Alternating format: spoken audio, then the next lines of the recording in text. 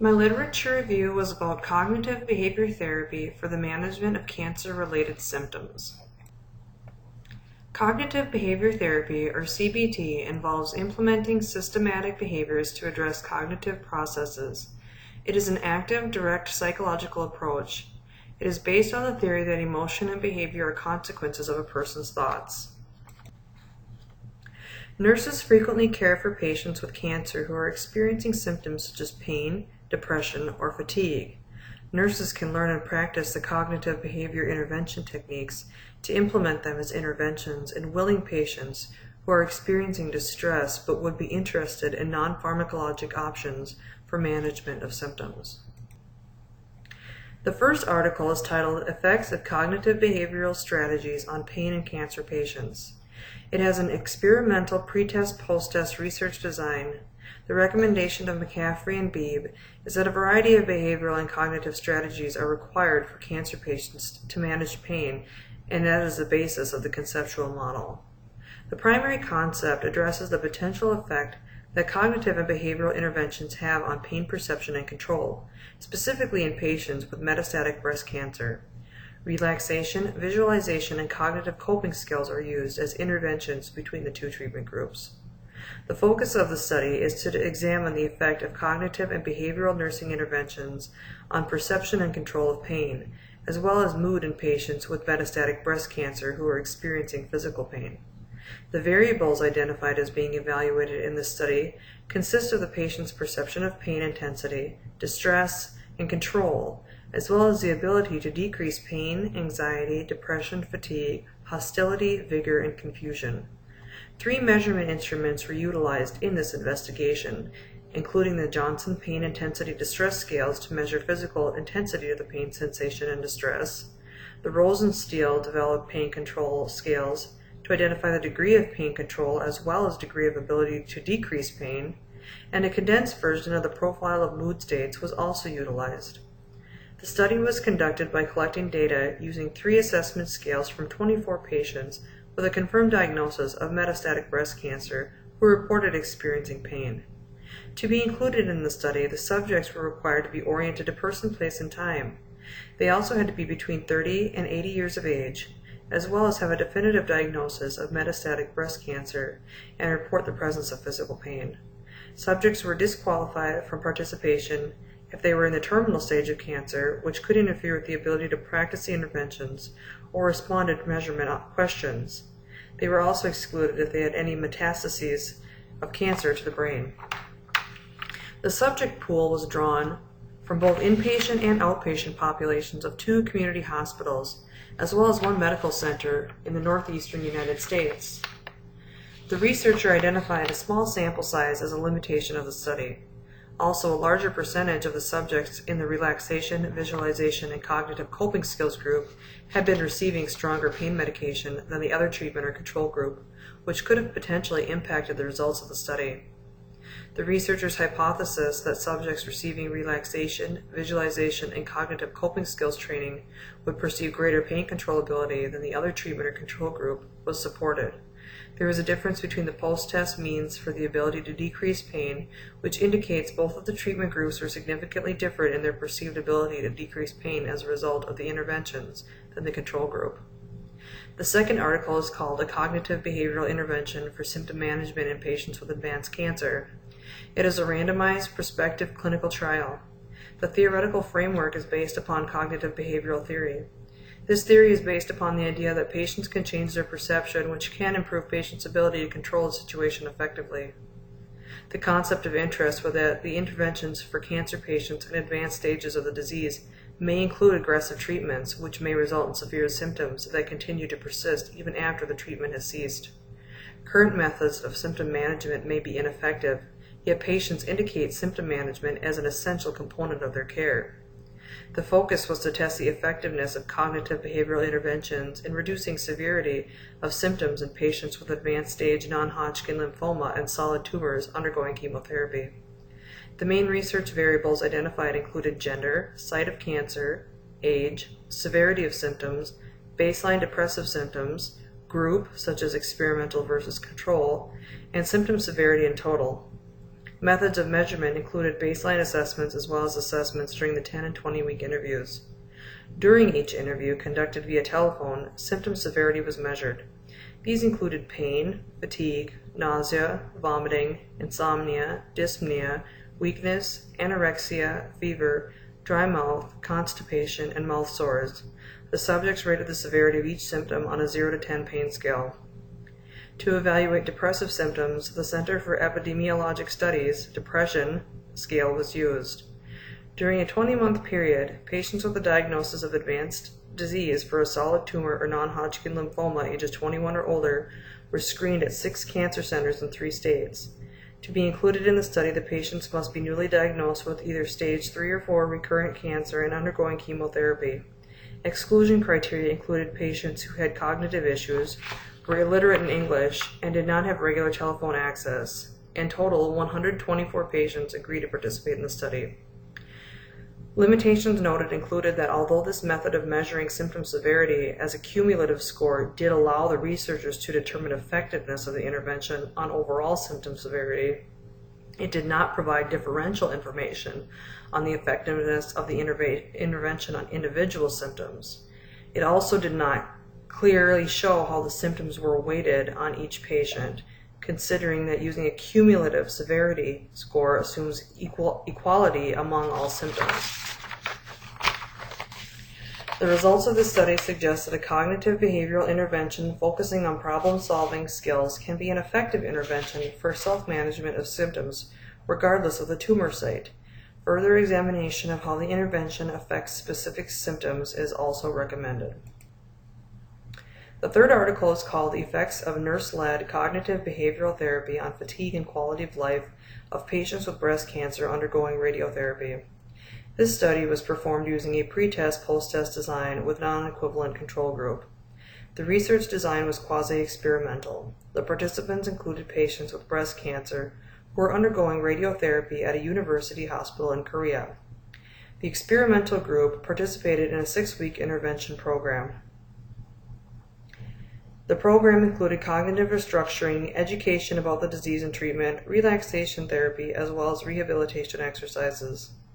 This article identifies several therapies which the nurse-led cognitive behavioral interventions were based upon. The rational emotive behavior therapy and cognitive behavioral therapy by Ellis and the cognitive behavioral therapy theories by Beck and colleagues were referenced. The adverse effects of radiotherapy can include persistent patient complaints of fatigue, depression, anxiety, and low quality of life. While cognitive behavior therapy is alleviated in these symptoms and improved quality of life in cancer patients, not much is known about the effectiveness of nurse-led cognitive behavior interventions on breast cancer patients.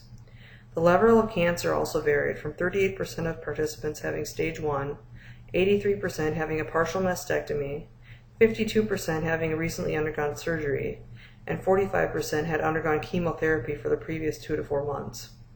There were no significant demographic or clinical characteristic differences between the control and experimental groups. For the methods of measurement, a Piper figure scale was used to measure fatigue. Quality of life was measured using a special scale developed for the Korean patients with cancer. Pre-test data was gathered on both groups on the first or second day of radiotherapy, and also upon completion of the 6 weeks of radiotherapy, a post-test was conducted. The nurses, who were also master's level students, attended a 36-hour cognitive behavior training course. To be included in the study, the following criteria must be met. Female breast cancer patient between ages 25 and 60, non-relapse patient with stage 1 or 3 cancer, and be undergoing radiotherapy on an outpatient basis after receiving a mastectomy or chemotherapy. The participants of the study were all recruited from the same South Korean hospital, which reduces the generalization of the results. The control and experimental groups were non-equivalent, and the experiment utilized a non-synchronized design. This allows for the potential of seasonal effects to undermine the internal validity of the study, considering fatigue tends to be exacerbated in the winter. The researchers state that the findings of the study indicate that nurse-led cognitive behavior therapy is indeed effective in preventing increases in both fatigue, as well as increasing the quality of life in breast cancer patients undergoing radiotherapy. While the level of fatigue increased in both groups, the increase was lower in the experimental group than the control group. Quality of life was found to be significantly higher in the experimental group. The next article was called Individual Difference Variables and the Effects of Progressive Muscle Relaxation and Analgesic Imagery Interventions on Cancer Pain. A crossover design was utilized in which each participant received 2 trials of a control condition, 2 trials of progressive muscle relaxation, and 2 trials of analgesic imagery. The study was conducted over a 2-day period, and the subjects received 1 control trial and 2 trials of the muscle relaxation or imagery each day. For the conceptual or theoretical model, the researchers stated the pain researchers have identified various demographic, personality, and psychological characteristics that influence not only processing of pain but also subsequent experiences of pain. However, less attention has been given to factors that may influence responses to particular cognitive behavior and coping strategies, such as relaxation or imagery for acute pain. The primary concept is that the prevalence of cancer pain is high in the inpatient setting, and clinicians in acute care settings often manage cancer pain that is not adequately relieved by pharmacologic means. The focus is to examine variations in pain outcomes achieved with progressive muscle relaxation and analgesic imagery interventions among hospitalized patients who are experiencing pain related to cancer. The influences on pain relief of 4 different variables were assessed, including cognitive ability, outcome expectancy, previous experience, and concurrent symptoms. Variables identified by the researcher were general in description and included age, gender, race, ethnicity, education, cancer diagnosis, treatment, type of pain, and analgesic orders. Methods of measurement: imaging ability was measured using an imaging ability questionnaire. Relaxation ability was measured with a questionnaire as well, which was adapted from the Wisconsin Experience Questionnaire. An outcome expectancy scale was utilized to assess an individual's anticipated outcome of using guided imagery and relaxation interventions, specifically that the use of these interventions could in fact relieve an individual's pain. Concurrent symptoms were evaluated using the Edmonton Symptom Assessment System. This measured symptoms experienced while listening to control or cognitive behavioral interventions. Change in pain intensity, a primary pain outcome, was measured using a 0 indicating no pain to 10 indicating worst pain imaginable rating scale. The population and sample was 40 patients with pain related to cancer who were hospitalized at a Midwestern University hospital.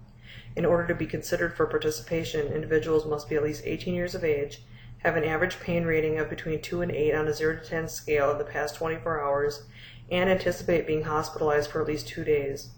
Exclusion criteria included that they had pain that was either neuropathic or post-operative, inability to read or understand English, and a cognitive impairment which would interfere with the completion of the study. Limitations included the fact that recruitment process was challenging, considering 30% of the potential participants declined the initial screening process. Another 41% of participants who met the criteria declined to participate. Many of these individuals expressed skepticism or disinterest as reasoning behind declining. Nearly 1/4 of those who did agree to participate were unable to finish the study due to either missing a trial or dropping out. For conclusions, the researchers state that the results of the study suggest that progressive muscle relaxation and analgesic imagery may be beneficial as interventions for treating acute pain for some patients. Due to the issues involving executing the study, the researchers suggest that future studies need to be considered for more definitive outcomes. For example, they identify that it may be easier to recruit and study individual differences in patient population that is less ill, or recruiting a larger sample to allow randomization varying the order of both treatment and control conditions. Article 5 is called Feasibility of a Patient-Controlled Cognitive Behavioral Intervention for Pain, Fatigue, and Sleep Disturbance in Cancer. The study uses a 1-group pre- and post-test design. A sample of 30 patients over 21 years of age were recruited from outpatient university clinics in the Midwest. These patients were receiving treatment for advanced colorectal, lung, prostate, or gynecologic cancer. The theoretical model is based on a study done by Dodd, Miaskowski, and Paul, 2001, as first noting the co-occurrence of pain, fatigue, and sleep disturbance among cancer patients who were receiving chemotherapy. Similarly, more recent studies have shown an estimated 40 to 80% of patients with cancer experience pain, fatigue, and sleep disturbances simultaneously. These experiences may be related, and the presence of one may cause or exacerbate the others. These co-occurring factors may contribute to greater suffering among patients who are affected by this particular cluster of symptoms. The primary concept and focus is the impact of cognitive behavioral interventions on pain, fatigue, and sleep disturbances in cancer patients. Cancer patients often experience multiple symptoms, and certain ones tend to occur simultaneously. This is called clustering. There is evidence to support the use of cognitive and behavioral strategies, such as relaxation and imagery, to distract or reduce some of these symptoms. The focus of the study is to evaluate not only the initial efficacy, but also the feasibility of cognitive behavioral interventions controlled by patients for the management of pain, fatigue, and sleep disturbances during chemotherapy treatment for advanced cancer. Variables would include those found in the demographic questionnaire given to each participant, such as age, gender, education, race, and ethnicity. Additionally, a chart review form was completed by the study personnel identifying information about each participant, such as specific diagnosis, concurrent treatments, and medications. The methods of measurement included pain inventory, which was measured pain severity on a 0 to 10 rating scale from the brief pain inventory scale. Fatigue was also measured on a 0 to 10 scale using the brief fatigue inventory scale. Sleep disturbance was measured with a 0 to 10 scale as well. However, an additional verbal report of sleep quality from the Pittsburgh Sleep Quality Index was used. A Z-score was created for each item, and a single index of sleep severity was created by averaging the two scores. An MD Anderson symptom inventory was given to assess other symptoms. These included 13 common cancer-related symptoms and rated their effect on activity, mood, work, interpersonal relationships, walking, and quality of life. A treatment logbook was kept by each participant to document the use of cognitive and behavioral strategies. Participants recorded which strategy they used, time of day, and also immediate pre- and post-treatment evaluation of pain, fatigue, and sleep disturbance severity on a 0 to 10 scale. Finally, a post-study evaluation was conducted. This included 12 items to assess the perceptions and acceptability of the procedures of the study, such as time commitment and questionnaires, and the intervention itself, length, variety, and usefulness. To be included in the study, certain criteria had to be met, which included having at least 2 of 3 symptoms, pain rated at least 3 on a scale of 0 to 10 within the previous 48 hours, and a report of sleep disturbance or fatigue in the past week. Potential participants were excluded if pain was caused by post-operative or neuroleptic causes, which were determined by the neuropathic pain screening questionnaire. Limitations noted included that participants were well-educated patients who were primarily female, so the sample may not accurately represent a greater population. The researchers recommend future studies focus recruitment efforts on targeting men to achieve equal participation. Also, the pre- and post-test design utilized by the researchers eliminated having a control group, which restricted the ability to evaluate relative effects of the therapeutic relationship between the study participants and the research-nurse. Also, extraneous variables could have contributed to symptom outcomes, such as use of pain medications. Conclusions found were that the study of patient-controlled cognitive behavioral interventions appears to be a feasible one, which is worthy of additional study in respect to managing the co-occurring symptoms of pain, fatigue, and sleep disturbance. The 6th article is called A Pilot Study to Predict Patient Success with Guided Imagery for Cancer Pain.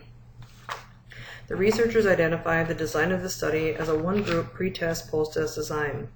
The participants were assessed using self-reported ratings of pain and distress related to pain before and after use of an intervention of an audio-taped guided imagery. Researchers identify the model of the study as being a preliminary test of the use of guided imagery as a cognitive behavioral intervention as an adjunct strategy for management of cancer pain. The primary concept is that there has been a national recommendation of guidelines for non-pharmacologic treatment interventions cancer pain as adjuvants to analgesia to maximize pain relief. The focus of the study is to preliminarily test the use of guided imagery as an effective intervention for pain in patients with cancer. The researchers identify several covariates in the study: the presence or absence of symptoms not related to pain, while the participants utilized the guided imagery intervention was measured using 6 yes or no terms. The symptoms that were being assessed included diarrhea, headache, nausea, vomiting, fatigue, and concentration. The methods of measurement included an imaging ability questionnaire, which was given to assess image generation skill. An outcome expectancy assessment was performed using 6 questions that researchers developed on the basis of recommendations by Crocker and Algina. Previous history of imagery was also assessed. This was measured by using 12 questions reflecting both personal and vicarious imagery experiences. The participants' perceived credibility of the provider of the intervention, the research assistant, was assessed with 5 items, which were rated on a 0 to 10 scale. The items assessed included the participants' view of the research assistant's knowledge, trustworthiness, and ability to help with their pain. Pain intensity and distress were assessed by having participants provide ratings of their current pain using a 0 to 10 rating scale. Positive and negative effects were measured using a positive and negative effects scale. 20 items consisting of 2 subscales of 20 single-word descriptions of affect were used to measure participant affect. Perceived pain control was also assessed using a control subscale from the Survey of Pain Attitudes. This measured general perception of pain control using a 5-item questionnaire, rating personal pain control statements on a scale of 0 to 4. Eligible patients included those with a confirmed cancer diagnosis without brain metastases, who are currently experiencing cancer-related pain as greater than 3 on a 0 to 10 scale. Data were collected from an inpatient population at a Midwestern University hospital from 69 individuals. Additional criteria included being at least 18 years old, literacy in English language, and having an Eastern Cooperative Oncology Group status score of no greater than 3, meaning that they were capable of self-care and ambulation as well as being up at least 50% of waking hours. Exclusion factors included if a patient had received a recent dose of IV analgesia within the previous 30 minutes or orally within the previous 60 minutes prior to recruitment. Limitations identified were the small sample size compared to the larger amount of potential outcome variables. However, the researchers state the purpose of the pilot study was to identify possible significant relationships that would potentially merit further investigation.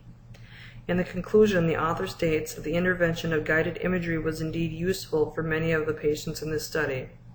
Individual examination shows that a statistically and clinically significant improvement in pain intensity was produced for the vast majority of participants.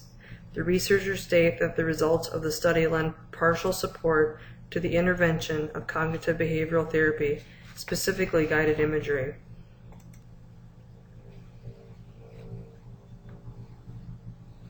The final slide showcases 2 additional articles. One is called A Pain Management Program for Chronic Cancer Treatment-Related Pain, a Preliminary Study. This study, which was developed as a feasibility study, uses a pre-test post-test design. A total of 13 patients completed the study. 9 of the participants had a history of breast cancer and had received extensive treatment, which included surgery in some cases. Both physical and psychological techniques were adapted from previous information on chronic benign pain, and these techniques were implemented by 2 therapists. These interventions included education, relaxation, goal setting, and exercise training. The conceptual model of this study is based upon the theory that chronic cancer treatment-related pain is a complex phenomenon and is becoming increasingly recognized. The primary concept of this study is to determine whether further investigation of cognitive behavioral pain interventions in management of chronic cancer-related pain is warranted. The goal is to reduce the disability as well as the distress of chronic pain by imparting knowledge on patients regarding physical, psychological, and practical techniques to improve quality of life. The researchers do not specifically list variables, however, several variables can be inferred. These include level of education, marital status, gender, type of cancer, analgesic medication, age, and ethnic heritage. Other variables could also include pain level, type and quality of pain, and location of pain. For methods of measurement, a fitness test, which had been previously validated for use on patients with chronic pain, included an assessment of the distance walked in 5 minutes, the number of sit-to-stand repetitions completed in 1 minute, and a test of arm endurance achieved by outstretching arms and performing abduction and small movements. A range of movement test was done which assessed flexion and abduction of the shoulder, which was measured with a goniometer. A pain coping inventory, which included 92 multiple choice terms, was used to determine ability to cope. This item had demonstrated validity and relevance in patients with chronic pain. The sample was recruited from the pain clinic of the Royal Marsden Hospital in London. Formal sample size calculations were not utilized because this was a feasibility study. Robb and colleagues estimated that 15 patients would allow a 95% chance of detecting anomalies in methods. To be included in the study, each individual patient had to meet the following criteria: experience chronic cancer-related pain of at least 6 months in duration, no minimum pain level required, have a history of cancer, be under the care of a Royal Marsden Hospital physician, have evidence of interference with activities of daily living due to pain, and be at least 18 years of age. Exclusion criteria included being assessed for progression of disease, having active psychosis, primary drug abuse, and inadequate English comprehension. For limitations, Robb and colleagues mainly cite the small sample size and feasibility nature of the study as the major limitations. For example, they suggest that while complex causal relationships may in fact exist between the psychological distress and improvements measured, those findings are beyond the scope of the study. Conclusions made were that a thorough understanding of chronic cancer treatment-related pain management as well as cancer treatment is necessary, as well as an understanding of the individual experience of each cancer patient. This feasibility study was neither randomized or controlled, which means that changes in condition cannot be directly attributed to the interventions being researched. However, it does appear that the participants in the study did all seem to have a positive outcome. This suggests that a patient's self-efficacy is improved, and they may utilize other coping strategies independently. Finally, the last article was called "A Randomized Clinical Trial of the Efficacy of a Self-Care Intervention to Improve Cancer Pain Management." This particular research study is a randomized controlled trial to evaluate the effectiveness of the ProSelf Pain Control Program, modified for Norwegian cancer patients, to decrease the pain and increase the opioid intake compared with the control group. Theoretical models identified are based on Orum's self-care theory, academic detailing, and nurse coaching principles to change patients' self-care behaviors in regard to their cancer pain management. For primary concept and focus, researchers identify a study by Bennett and colleagues, which concluded that patient-based educational interventions of cancer pain can result in modest yet significant benefits that are possibly underused in addition to traditional analgesia. Cummings and colleagues made conclusions based on data collected from 26 different studies that further attention to methodological issues to improve educational interventions and research to better understand pain control are of urgent need. The researchers state that possibly up to 43% of cancer patients receive inadequate pain management, which is a negative side effect on mood and quality of life. Variables include gender, education, and employment status. Also, whether or not the participant lived alone, what their cancer diagnosis is, breast, prostate, colon, or other, and current treatment, chemotherapy, radiation therapy, or hormonal therapy were included. Finally, information about the type and amount of opioid analgesic used by each participant was also collected and varied from participant to participant. For methods of measurement, the nurse completed a Karnofsky performance status score for each participant, asking participants to rate pain intensity during the initial screening. Patients who met the inclusion criteria completed the questionnaires and were randomized into either ProSelf or control groups. At the beginning and end of the study, medical records were reviewed for treatment and disease information. Also, physicians confirmed the diagnosis of bone metastasis. Patients recorded their levels of pain intensity daily for 1 week prior to the first study visit. The Norwegian modified version of the ProSelf Pain Control Program was adapted from the work of Mia Scalzi and colleagues. ProSelf group participants were seen by a specially trained oncology nurse who visited them in their homes at weeks 1, 3, and 6 and performed telephone interviews at weeks 2, 4, and 5. To measure pain intensity, the participants were to complete a diary entry every evening rating least, average, and worst pain on a 0 to 10 scale. Participants noted in the diary their dose of scheduled and as-needed opioid analgesia taken each day. The population and sample included 179 oncology outpatients with bone metastasis and related pain who were recruited from a university cancer center in Norway. To be included in the study, patients must be at least 18 years old and have the ability to read, write, and understand Norwegian. Additional criteria included the Karnofsky performance status score of 50 or greater, an average pain intensity of at least 2.5 on a 0 to 10 scale, and radiographic evidence of bone metastasis. Limitations identified were that patients who were not evaluated immediately after the interventions were completed, so no information was available on the sustainability of the intervention. Also, because the patients were all recruited from one single cancer center, this poses a limitation to the generalizability of the research findings. The etiology of the cancer pain was also limited to only bone metastasis, which limits the generalizability to other types of cancer pain. For conclusions, Rustone and colleagues note that pain intensity scores decreased and opioid analgesic intake increased, but no significant group time interaction was found for any of the outcome measures. The researchers also note that 6 weeks may be too short of a time to evaluate behavioral changes. They state that a recent data suggests 10 to 12 weeks may be optimal for interventions designed to change complex behaviors. Although only participants in the pro-self group were coached by a nurse, the participants in the control group were advised to contact a physician when experiencing pain for ethical reasons, which may have resulted in better pain management for the participants in the control group. The researchers conclude that it is important to continue research into the interventions of relieving cancer pain because the participants still reported moderate to severe pain at the end of the study. This concludes the presentation of my literature review.